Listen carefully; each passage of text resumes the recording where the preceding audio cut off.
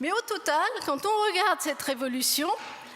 ce qui est intéressant et important, c'est que ce n'est pas une révolution en termes d'emploi, ce n'est pas une révolution qui est tellement inclusive. D'un côté, vous avez les start-upers, les développeurs,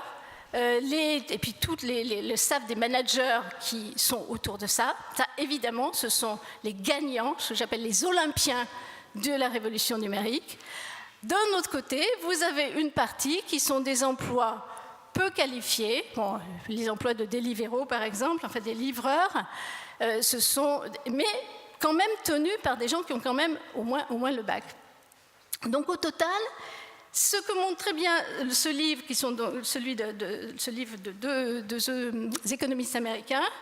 c'est que contrairement aux premières révolutions industrielles, la numérisation de l'économie, qui est tout à fait réelle,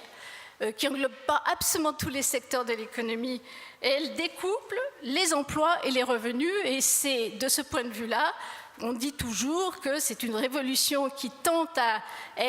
accroître des inégalités.